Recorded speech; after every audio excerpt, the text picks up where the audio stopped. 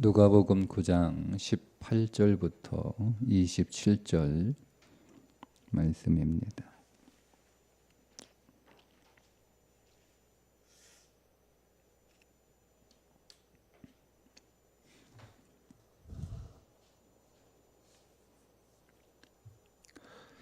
예수께서 따로 기도하실 때에 제자들이 주와 함께 있더니 물어 이르시되 무리가 나를 누구라고 하느냐? 대답하여 이르되 세례 요한이라 하고 더러는 엘리야라 더러는 옛 선지자 중에 한 사람이 살아났다 하나이다.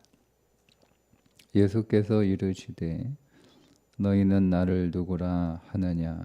베드로가 대답하여 이르되 하나님의 그리스도시니이다 하니 경고하사 이 말을 아무에게도 이르지 말라 명하시고 이르시되 인자가 많은 고난을 받고 장로들과 대제사장들과 서기관들에게 버림바 되어 죽임을 당하고 제3일에 살아나야 하리라 하시고 또 무리에게 이르시되 아무든지 나를 따라오려거든 자기를 부인하고 날마다 제 십자가를 지고 나를 따를 것이니라. 누구든지 제 목숨을 구원하고자 하면 잃을 것이요 누구든지 나를 위하여 제 목숨을 잃으면 구원하리라. 사람이 만일 온 천하를 얻고도 자기를 잃든지 빼앗기든지 하면 무엇이 유익하리요? 누구든지 나와 내 말을 부끄러워하면 인자도 자기와 아버지와 거룩한 천사들의 영광으로 올 때에 그 사람을 부끄러워하리라. 내가 참으로 너희에게 이르노니 여기 서 있는 사람 중에 죽기 전에 하나님의 나라를 볼 자들도 있느니라. 아멘.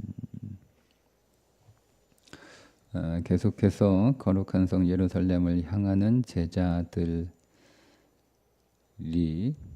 처리해야 될 것들에 관한 말씀 이어지고 있습니다. 먼저 예수님에 대한 우리의 생각이 처리되어야 됩니다. 그래서 예수님이 물어보시죠. 너희는 나를 누구라 하느냐? 사람들은 예수님을 세례 요한이다, 엘리야다, 또 위대한 선지자다 이렇게 생각을 했어요. 사람들은 그냥 그리스도인이니까 제자로 살아가는 사람들이 아니니까 그냥 예수님 따라다니는 사람들이니까. 근데 중요한 건 예수님의 제자들이잖아요.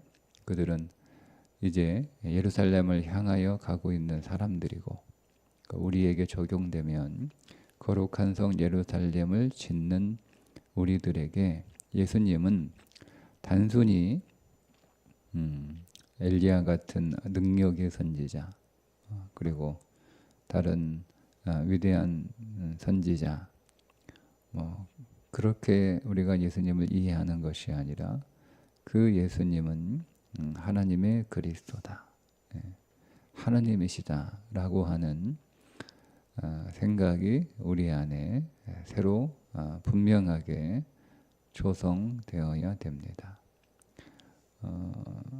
제자들은 예수님의 실체를 보지 못합니다. 그들에게 있어서 예수님은 놀라운 기적을 일으키시는 예수님 정도, 오병이어의 기적을 일으켜서 물고기 2마리 보리떡 5개로 수천 명의 사람들을 먹이시는 능력자, 병든 자를 치유하시는 능력자, 문둥병자를 치유하시고 죽은 야이로의 딸을 살리시는 능력자, 말씀을 이제까지 들어본 적이 없는 놀라운 지혜로 가르치시는 뛰어난 선생. 그들이 보고 있는 예수님은 막 그 정도예요. 근데 베드로가 이제 이게 자기가 막 깨달아서 한 고백이 아니라 성령에 의해서 한 고백이었고, 그래서 예수님이 얼마 후에 예수님의 실체를 보여주시죠. 그게 이제 우리가 소위 말하는 변화산에서 일어난 사건인데, 좀 정확한 표현은 영광의 산이죠. 변화산이 아니라. 왜냐하면 예수님이 변한 게 아니고 예수님이 실체를 보여주신 것이기 때문에. 그 예수님의 실체를 이제 베드로와 야고보와 요한이 보게 되자, 그 산꼭대기에 초막을 짓고 살아도 그것이 영광스러운 삶이고 가장 행복한 삶이고 가장 복된 삶이라는 것을 깨닫게 됩니다. 그러니까 우리가 예수님의 제자로 살아갈 때 예수님에 대한 분명한 이해가 없으면 우리는 예수님의 제자로 살 수 없습니다. 예수님의 실체, 그분은 하나님과 본체시나 동등됨을 여길 것으로 동등됨으로 여기지 아니하시고 자기를 비워 주의 형상을 가지사 죄인으로 이 땅에 오셨어요.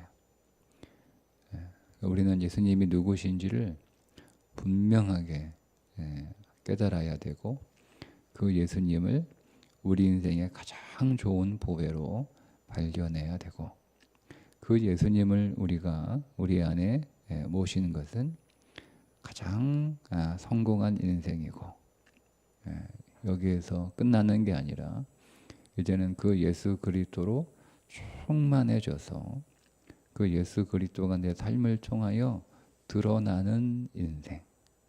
그러니까 우리는 뭔가를 드러내기 위해서 인생을 살잖아요. 사람들은 내가 돈이 많다는 것을 드러내려고 하죠. 그죠? 내가 재주가 많다, 내 실력을 드러내려고 하죠. 내가 아는 게 많다, 내 지식을 드러내려고 하죠. 사람은 자기 안에 있는 자랑할 만한 것들을 드러내기 위해서 살아갑니다. 그래서 얼굴이 예쁜 사람은 자기의 얼굴을 드러내려고 하고, 몸이 예쁜 사람은 자기의 몸을 드러내려고 하고, 그렇잖아요. 자식이 자랑스러우면 막 자식을 드러내려고 하고, 사람은 자기 안에 자기가 자랑할 만한 자기가 소중하다고 생각하는 것을 사람들에게 드러내려고 애를 쓰고 또 자기가 드러내고 싶은 것을 사람들에게 보여주기 위하여 그것을 더 많이 갖기 위해 평생을 살아갑니다. 그게 인생입니다. 인생 좀 별거 아닌 것 같아요. 근데 여러분, 그 가운데 가장 보배롭고 가장 귀한 게 뭐냐? 돈보다 가장 귀한 게 뭐냐? 그게 예수 그리스도라고 고백하고 그것을 확신하는 사람들이 제자인 거예요. 예수 그리스도를 통해서 돈을 얻으려고 하는 사람들은 제자가 아니에요.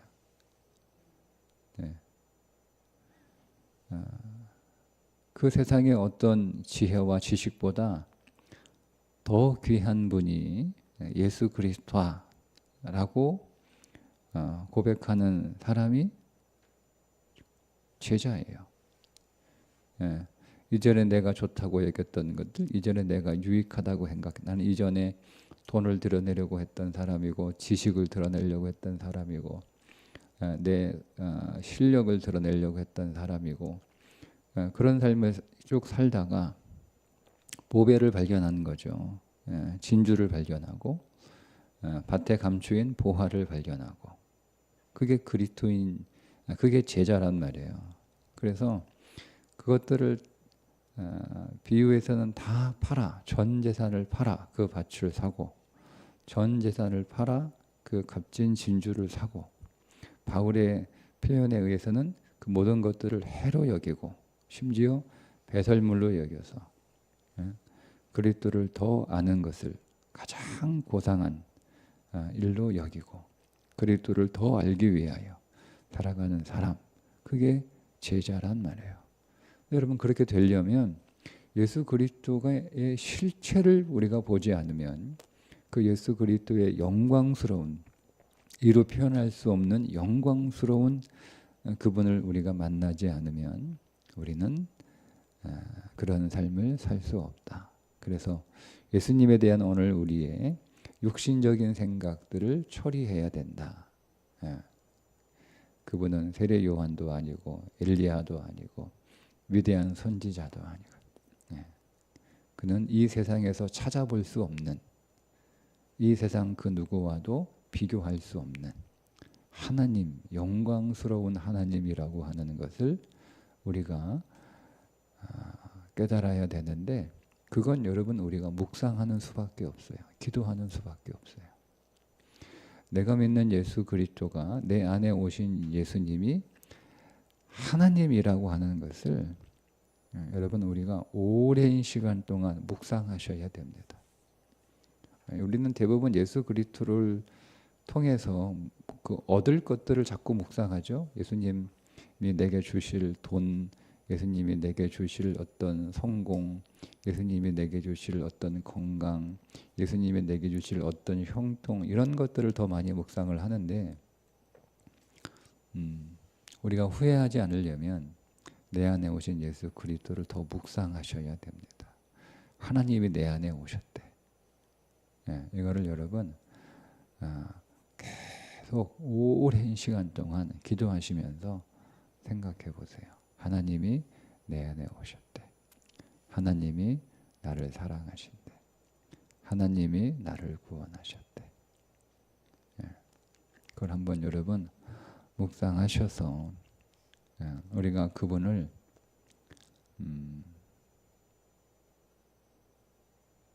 100% 볼 수 없죠. 100% 볼 수 없어요. 이 땅 위에서 불가능한 거예요. 그러나 우리는 성령 안에서 성령이 조명해 주시는 그 도움을 받아 예수 그리스도를 희미하게나마 볼 수 있는데, 그분은 희미하게만 봐도 우리는 세상 그 어느 것과도 비교할 수 없고 바꿀 수 없는 가장 보배로운 분이라고 하는 것을 깨닫게 될 것이고, 그분이 내 안에 오셨다는 것만으로도 더 이상 바랄 것이 없는, 왜냐하면 모든 것이 다 내 안에 있는 거니까, 만유이신 주 아닙니까? 그러니까 우리는 더 이상 세상에 얽매여 있는, 세상에 묶여 있는 자가 아닐 수 있는 거죠. 그리고 두 번째 처리해야 될 것이, 그 다음 처리해야 될 것이 22절입니다. 이르시되 인자가 많은 고난을 받고 장로들과 대제사장들과 서기관들에게 버림받아 죽임을 당하고. 누가복음에는 예수님의 순환 예고가 5번 나옵니다. 오늘 이곳은 두 번째 순환 예고인데, 첫 번째 순환 예고는 누가복음 5장에서 신랑을 빼앗기리니 그때에 금식하라, 이렇게 한번 예고를 하셨어요. 오늘은 두 번째 예수님께서 당신의 순환을 예고하시는데, 장로들과 대제사장들과 서기관들에게 버림을 받는다. 자, 이 말은 거꾸로 얘기하면 예수님이 이 세 가지를 버린다는 뜻입니다. 장로들을 버리고, 대제사장을 버리고, 서기관을 버린다는 거죠. 그러니까 장로들은 전통을 버린다. 전통을 버린다. 그리스도의 제자로 살아가는 삶은 날마다 새로운 거예요. 날마다 새로운 거예요. 날마다 새로운 삶을 살아가는 거죠. 오늘도 우리에게 새로운 은혜가 있고, 오늘도 우리에게 새로운 믿음이 있고, 오늘도 우리에게 새로운 기쁨이 있고, 오늘도 우리에게 새로운 비전이 있고, 오늘도 우리에게 새로운 삶과 새로운 생명이 있는 거예요. 날마다 새로운 거예요. 날마다. 그래서 그리스도인들에게 있어서 매일매일이 첫날입니다. 매일매일이 첫날입니다. 이제 그리스도인이 가져야 될 시간과 날에 대한 이해입니다. 오늘이 첫날입니다. 예. 그리스도인들에게는 오직 한 날밖에 없는 거예요. 날마다 그 한 날을 살아가는 거예요. 그러니까 오늘이 첫날인 거죠. 오늘이 첫날인 거. 예. 날마다. 예. 그러니까 날마다 우리는 새로워져야 되니까 어떻게 돼요? 우리는 날마다 전진해야 되고 날마다 우리는 어제와 다른 새로운 삶을 그러니까 여러분 왕년의 신앙으로 살지 마세요. 다 쓸데없는 겁니다. 왕년에 내가 왕년에 뭐 금식하고 왕년에 뭐 하고 왕년에 뭐 하고 왕년에 뭐 하고 그게 지금 나하고 무슨 상관이에요? 그 왕년 지나간 일은 지나간 거예요. 오늘 은혜가 있습니까? 오늘 믿음이 있습니까? 오늘 주님을 만나고 있습니까? 오늘 주님을 위하여 살고 있습니까? 오늘 주님과 동행하고 있습니까? 오늘 내게 기쁨이 있습니까? 오늘이 중요한 거죠. 내가 어제 은혜 받은 거 그게 오늘 나하고 무슨 상관이에요? 어제 받은 은혜 오늘은 은혜가 없어. 아무런 의미 없는 거예요. 예, 어제 일은 어제로 끝난 거예요. 오늘 우리에게는 새로운 믿음, 새로운 은혜, 새로운 능력, 새로운 기쁨. 오늘은 우리에게 새로운 첫날이 되는 항상. 그래서 그거를 예수님이 처리하신다. 우리는 자꾸 전통에 있어서 옛날 생각하고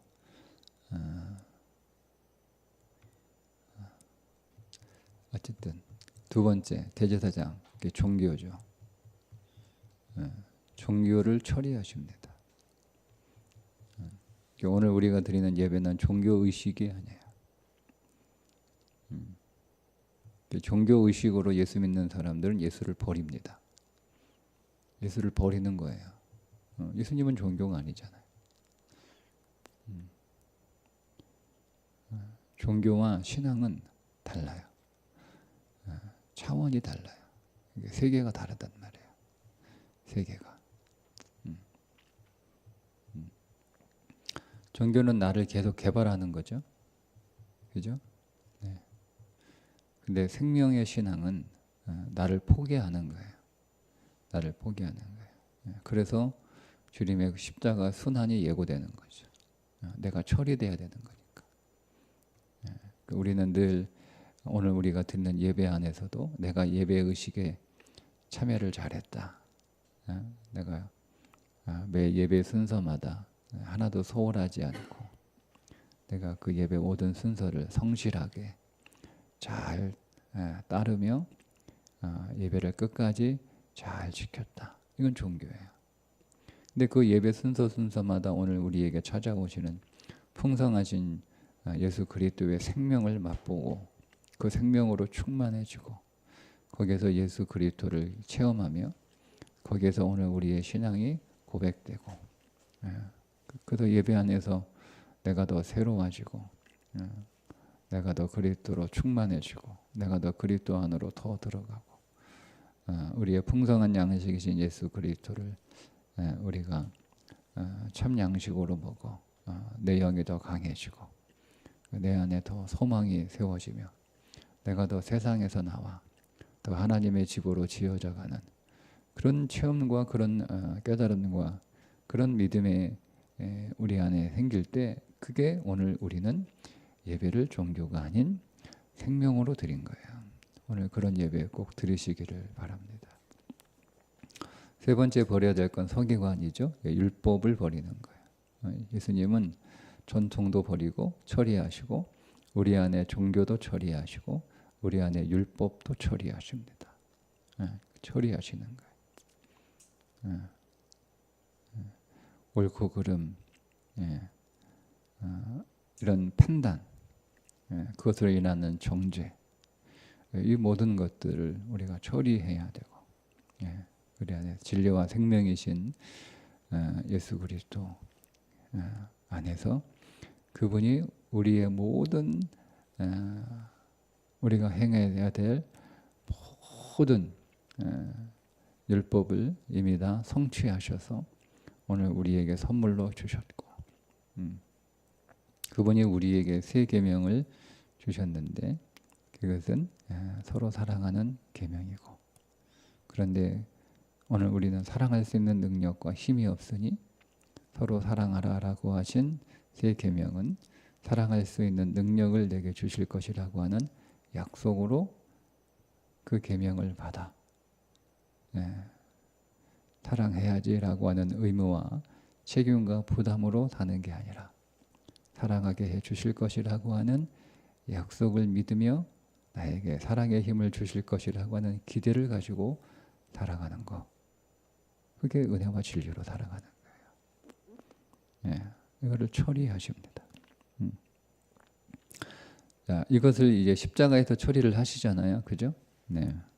버림받아 죽임을 당하고, 십자가에서 예수님이 나와 함께 죽으신 거죠. 내가 십자가에서 예수님과 함께 죽어요. 죽으니까 이제 그 다음 구절이 나오는 거예요. 23절, 또 무리에게 이르시되 아무든지 나를 따라오려거든 자기를 부인하고 날마다 제 십자가를 지고 나를 따를 것이니라. 세 가지 명령이죠. 자기를 부인해라, 자기 십자가를 져라, 나를 따르라. 그러니까 나를 부인하고 십자가를 지고 주님을 따르는 것이 어떤 것이냐. 24절, 누구든지 제 목숨을 구원하고자 하면 잃을 것이요 누구든지 나를 위하여 제 목숨을 잃으면 구원하리라. 사람이 만일 온 천하를 얻고도 자기를 잃든지 빼앗기든지 하면 무엇이 유익하리요. 여러분, 이 말씀은 나도 죽으니까 너희도 죽어라, 그 말씀이 아니죠. 십자가에서 우리가 예수님과 함께 죽었어요. 뭐가 죽었죠? 우리의 육신이 죽은 거예요. 그러니까 육신 생명 혹은 혼 생명, 육신은 이제 살아 있으니까 우리의 혼 생명이 죽고, 그러니까 혼 생명으로 살아가는 인생이 아니라, 그러니까 혼 생명으로 살아가는 자는 자기의 생명을 잃어버리는 거예요. 우리 안에 혼 생명으로 살아가는 게 아니라, 그러니까 그걸 또 자아 생명이라고도 부르죠. 자아 생명 혹은 혼 생명으로 우리는 이거를 부인하고 이거를 잃어버려야 되는 거예요. 이거를 잃어버리지 않으려고 꼭 붙들고 있으면 우리의 무슨 생명? 조회, 영원 생명을 잃어버리는 거예요. 그러니까 우리는 더 이상 자아 생명으로 살아가는 존재가 아니고 그 자아 생명 붙들고 있지 마세요. 너무 계속 붙들고 있잖아요, 자기 자아를. 우리는 계속 자기 자아 고집하고 그 자기 자아를 잃어버리지 않기 위해서 그 자기 자아에 집착하고 그런 자아를 다루려고 하는 일들이 벌어지게 되면 우리는 그 자아를 지키려고 해서 얼마나 여러분 많이 싸웁니까? 계속. 주님은 계속 성령 안에서 우리의 자아를 처리하시기 위하여 계속 우리 안에 일을 하시는데 우리는 그 자아를 잃어버리지 않으려고, 그러면 마치 큰일 나는 거. 그게 마치 무슨 모욕에 난 수치나 되는 줄 알고 막 사람들하고 막 싸워요. 자기 자아를 지켜내기 위해서. 그러면 죽는 거예요. 뭐가 죽어요? 영원 생명이 끝나는 거예요. 그 말씀이에요, 여러분. 이 말씀이. 그러니까 우리는 영원 생명, 조회. 영원 생명으로 살아가는 자들. 이건 이미 끝난 거잖아요. 십자가에서 주님과 함께. 주님이 죽으실 때 주님이 오늘 우리의 육과 혼을 당신 안에 넣으셔서 우리를 죽이신 거예요. 우리를 처리하셨단 말이에요. 그래서 자기를 부인하고 자아를 부인하고 자기 십자가를 지고 내가 십자가에서 주님과 함께 죽었다라고 하는 그 사실을 내가 늘 짊어지고 하는 거죠. 내가 늘 짊어지고. 그러니까 뭐 성질 죽이는 게 십자가 지는 거 아니에요. 성질은 나이 들면 다 죽어요. 걱정하지 마세요. 우리는 그런 거 가지고 싸우는 자들이 아니에요. 육신은 힘을 잃어버리면 다 힘 빠지게 돼 있어요. 다 늙으면. 그러니까 그러니까 우리에게는 그런 삶이라 우리 안에 있는 스스로 살아가려고 하는 자기를 드러내려고 하고 자기를 자랑하려고 하고. 여러분 오늘 우리가 자아를 계속 고집하는 이유가 뭐예요? 자랑하기 위해서 하거든요. 내가 했다. 그러니까 이 자아를 처리하려고 하는 그 수많은 주님의 섭리로 인한 사건들을 우리가 왜 발견하냐면 내가 자랑하고 나 드러내야 되는데 내가 무시되고 내 자아가 사라지고 내 자아가 부정되는 거, 이게 싫은 거죠. 그렇게 자기를 무시한다고 생각하는 거예요. 아니, 우리는 더 이상 우리의 자아로 혼의 생명으로 살아가는 자들이 아니라, 세상은 이 혼을 계속 개발하라고 하는 거예요. 이게 모든 세상이 말하고 있는 자기 개발이에요. 그 영을 개발하려고 하는 게, 영은 개발될 수 있는 것도 아니고 영은 우리의 영역이 아니잖아요. 우리가 손을 댈 수 있는 건 딱 두 개, 육신과 우리의 혼이에요. 구분을 하면 우리가 인간을 영혼육으로 구분을 하면, 성경은 여러 곳에서 인간을 세 가지로 혹은 두 가지로 구분을 하셔서 하고 계시기 때문에 여기에 대한 의견이 조금 다르지만, 그냥 어쨌든 세 개로 구분을 한다면 영혼, 육이 있는데 우리는 영과 혼을 다룰 수 있어요. 근데 세상은 이 혼을 계속 개발하라고 그러잖아요. 혼을 계속 다뤄라. 그 혼을 잘 개발하면 무한한 능력이 내 안에 있어서 내가 성공하는 삶을 살 수 있다. 계속. 근데 성경은 이걸 죽이라는 거예요. 그 생명으로 살면 끝나는 거예요. 우리에게는 이 생명이 아니라 우리에게는 뭐가? 영원 생명. 그게 조예예요. 영원한이 아니에요. 영원 생명이에요. 영원 생명으로 번역해야 돼요. 성경의 조회라고 하는 헬라어의 정확한 번역이에요. 영원 생명이에요. 영원한은, 이게 한이라고 하는 이렇게 붙어버리면 시간의 개념으로 우리가 이해를 한단 말이에요. 끝이 없는, 지속하는 이런, 아니에요. 그냥 영원 이 무슨 말이냐면, 영원 생명은 우리가 살고 있는 이 3차원을 뛰어넘는 생명이죠. 우리는 지금 3차원을 살고 있죠. 영원 생명은 3차원을 뛰어넘어요. 4차원도 뛰어넘어요. 5차원도 뛰어넘어요. 6차원도 뛰어넘는 생명이에요.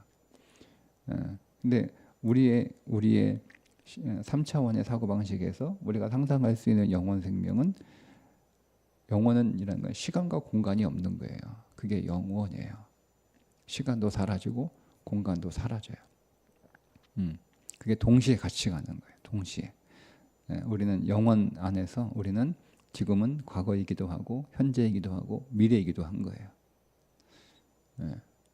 그러니까 오늘 우리는 영원의 믿음 안에서 우리의 지나오는 과거 다 바꿀 수 있어요. 시간 안에서는 이미 지났기 때문에 못 바꾸잖아요. 영원 안에서는 다 바뀌어요. 이게 영원 생명이에요. 그러니까 우리는 과거에 대해서 집착하지 않죠. 과거에 무슨 일이 일어났든 그것에 관하여 얽매여 있지 않아요. 후회가 없는 거예요. 그때 좀 잘했을 거. 여기다 우리가 지금 깨닫고 믿음으로 다시 선포하고 선언하고 하면, 그 과거는 이제 우리 안에서, 믿음 안에서 새로워지는 거예요. 그게 영원. 이게 제가 설명을 하는데 저도 이해 못해요. 설명만 할 뿐이에요. 이 설명도 정확하지 않죠. 여러분 이해 안 되시죠? 근데 그게 바울이 얘기한 모든 것이 합력하여 서를 이룬다는 고백이에요. 이게 영원의 시각에서 그 구조를 이해하는 거죠. 그냥 저는 머리로. 그러면 그렇구나. 영원이라고 하는 것은 시간과 공간이 없는 거니까. 4차원의 세계에서는 현재와 과거와 미래가 동시에 존재하거든요. 그런 거니까 바울의 그 고백은, 그렇구나. 내가 지금 지난날 왜 이랬나 후회하고 그러는 거 하지 말고 믿음 안에서, 그럼 그때 내가 어리석어서 진리 안에 있지 않고 제 생명이 약해서 하나님 제 육신으로 판단하고 생각해서 바라봤던 그 삶이 지금 믿음 안에서 하나님 바라보니, 그때 나의 선택과 결정이 잘못됐고 나의 반응이 잘못되었음을 하나님 인정하고 고백합니다.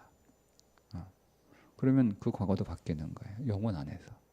우리는 여러분 영원히로 살고 있는 사람들이기 때문에 여기 안에서만 생각하고 여기 안에서만 그 살아갈 필요는 없어요. 이건 이거 그 의미 없는 거. 왜냐하면 우리가 3차원이 2차원을 포함하고 있는 것처럼 우리의 영혼이 그게 어떤 차원인지 모르지만 이거를 포함하고 있기 때문에 상관없어요. 그냥 그 영혼 안에 살아가는 거예요. 영혼 안에서 영원 생명. 그게 영원 생명이에요. 영원한 생명이니까 나는 죽지 않고 오래 산다. 그거 말고는 무슨 의미가 있어요? 오래 사는 거하고 무슨 의미가 있어요? 내 삶이 전혀 달라지지 않고 고쳐지지 않고 회복되지 않았는데 그 오래 살아봐야 뭐 한 거예요. 그 모든 것들이 그리스도 안에서 완전히 다 새로워지는 거예요.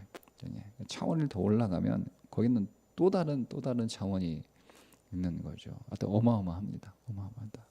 주님 만나기 전까지는 깨닫지 못하겠죠. 기대가 됩니다. 그분을 만나면 내 삶의 실체가 보이니까. 근데 우리는 여기는 더 깨달아야 되는 거예요. 왜냐하면 후회하지 않고 아쉬워. 믿음 안에서 내가 더 영원 생명으로 살아갔다면 얼마나 좋았을까. 그런 아쉬움이 좀 남지 않도록. 그러니까 여러분 우리가 더 이상 혼의 생명으로 살지 마시고 다 부정하고 부인하시고 못 박혔습니다. 못 박혔습니다. 영원 생명으로 살아가라는 얘기예요. 영원 생명으로. 여러분 안에 오신 그리스도의 생명으로 그분의 풍성한 사랑과 은혜와 긍휼과 그분의 인자하심과 그분의 베푸심과 그분의 놀라우신 그분의 섭리 안에서 그분이 지금 우리 안에서 일하고 계심을 믿고 계속 우리가 그분과 그래서 우리는 그분과 진리 안에서 계속 그분과 교통해야 되는 거예요. 진리 안에서 계속 말씀을 묵상하면서 교통하고 기도하면서 교통하고 우리가 매 순간마다 주 예수의 이름을 부르면서 교통하고 계속 그래서 그분에게 내 삶에 관하여 말하는 것이 더 많아지는 거예요. 그게 친밀해지는 거예요. 여러분 우리가 친해지면 친해질수록 자기 얘기 많이 하죠. 우리가 여러분 사이가 멀수록 자기 얘기 안 합니다. 사무적인 이야기 뭐 이런 이야기만 하는 거죠. 근데 관계가 친밀해질수록 자기 이야기를 더 많이 합니다. 자기의 이야기를 더 많이 공유하죠. 그게 친구잖아요. 그게 가까운 사이잖아요. 얼마나 내가 저 사람과 나의 삶을 얼마나 많이 공유하는가. 그 공유하는 부분이 많을수록 가까워지는 거예요. 그리고 그게 신뢰하는 거잖아요. 내가 내 삶을 더 많이 공유하지 못하는 이유는 저 사람을 믿지 못하는 거예요. 내가 내 것 다 보여줬다가 저 사람이 어떻게 그거를 나에 대해서 밖에 나가서 어떻게 얘기할지도 모르겠고 나를 또 어떻게 다룰지도 모르겠으니까 우리는 이렇게 보는 거잖아요. 근데 우리가 그 사람을 신뢰할수록 더 많은 나의 삶을 계속 공유를 하는 거예요. 믿음도 더는 똑같습니다. 우리가 주님께 주님은 다 아신다. 주님을 다 아신다는 분이 너무 개념적인 믿음이에요. 다 아시죠. 왜 모릅니까? 주님이 다 아시는 것과 내가 그분과 친밀해지는 건 다른 거예요. 주님이 다 아시는 것과 그분의 삶을 내가 내 입으로 그분에게 내 삶을 공유하는 것은 다른 거예요. 다 아시지만 내가 공유하지 않으면 주님도 공유하지 않아요. 다 아세요. 말 안 해도 알아요. 내가 공유하는 거죠. 그건 내가 그분과 친밀해지는 거예요. 그분이 다 아시죠. 다 알죠. 모릅니까, 여러분? 부모가 자식에 대해서 다 알죠. 다 알지만 여러분 부모와 자식이 친합니까? 아니잖아요. 자식이 자기의 삶을 공유해 주는 만큼 우리는 자식과 친해지는 거예요. 그래서 우리가 내 삶을 그분에게 계속 더 많이 공유하는 거죠. 그때 오늘 우리 안에 그리스도의 영과 생명으로 충만해지는 삶을 살아갈 수가 있습니다. 근데 이제 이거에 지금 여기서 나누어질 때는 되게 좋은데 막상 그렇게 살아가려고 하면 부끄럽거든요. 우리는 세상에서 우리의 혼 생명 드러내고 자랑하고 우리의 가진 것 드러내고 자랑하고 그런 게 훨씬 더 폼나고 자랑스럽고 그런데 그런 것에서 이제 더 이상 우리가